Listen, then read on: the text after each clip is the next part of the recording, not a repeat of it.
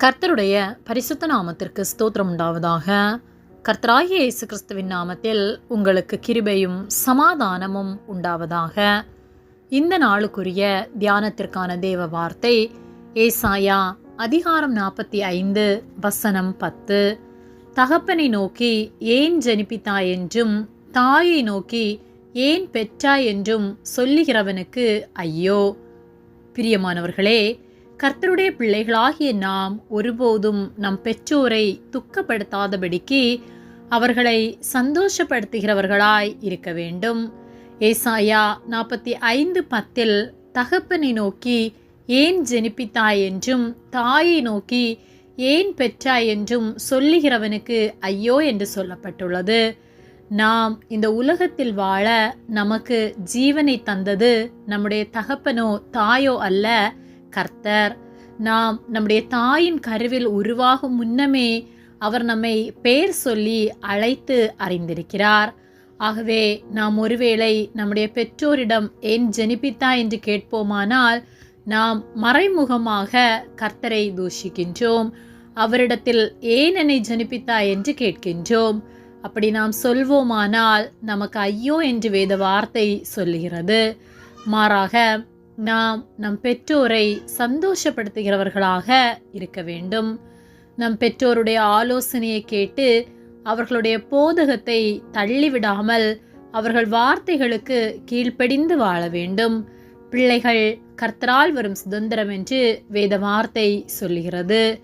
சுதந்திரங்களாகிய நாம் ஒருபோதும் நம்முடைய பெற்றோரை துக்கப்படுத்தாதபடி நடக்க வேண்டும். சந்தோஷப்படுத்துகிறவர்களாக வாழ வேண்டும். நீதிமொழிகள் 10:1 ஞானமுள்ள மகன் தகப்பனை சந்தோஷப்படுத்துகிறான், மூடத்தனமுள்ளவனோ தாய்க்கு சஞ்சலமாயிருக்கிறான் என்று சொல்லப்பட்டுள்ளது. நாம் மூடத்தனமுள்ளவர்களா இல்லை ஞானமுள்ளவர்களா என்பதை சிந்தித்து பார்ப்போம். பெற்றோர் வயதாகும் போது அவர்களை முறுமுறுக்காமல் அன்பாய் செயல்படுவோம். அவர்கள் நம்மை வளர்ப்பதற்கு எவ்வளவோ தியாகம் செய்து நாம் சந்தோஷமாக இருக்கும்படி அவர்கள் தங்கள் சந்தோஷத்தை இழந்து நமக்காக எவ்வளவோ பிரயாசப்பட்டு நம்மை படிக்க வைத்து நம்முடைய வாழ்வு நன்றாக இருக்க வேண்டும் என்று சொல்லி மிகவும் கஷ்டப்பட்டிருப்பார்கள். கர்த்தருடைய பிள்ளை என்று சொல்லுகிற நாம் நம் கண்களால் காண்கின்ற நம் பெற்றோரை வெறுத்து வாழ்வோமானால் காணாத தேவனை எப்படி உண்மையாய் நேசிக்க முடியும்?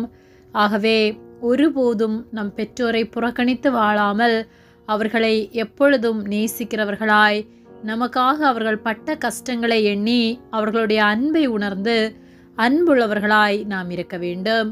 எந்த சூழ்நிலையிலும் பெற்றோரை துக்கப்படுத்தாதபடிக்கு அவர்களை சந்தோஷப்படுத்துகிறவர்களாக வாழ்வோம். கர்த்தர் நம் ஒவ்வொருவரையும் ஆசீர்வதித்து நடத்துவார். ஆமேன். ஜெபம். எங்களை அதிகமாக நேசித்து வழிநடத்தி வருகிற எங்கள் அன்பின் பரிசுத்த பிதாவே, இந்த நாளையும் நாங்கள் காணும்படியாக நீர் எங்களுக்கு ஜீவனை தந்து தயவு பாராட்டி எங்களை பாதுகாத்து பராமரிக்கிற உம்முடைய அன்பிற்காக நாங்கள் உமக்கு நன்றி செலுத்துகின்றோம். இந்த காலை வேளையிலும் உம்முடைய சத்திய வார்த்தைகளை நாங்கள் தியானிக்கும்படியாக நீர் எங்களுக்கு தந்த இந்த நேரத்திற்காக நாங்கள் உமக்கு நன்றி செலுத்துகின்றோம்.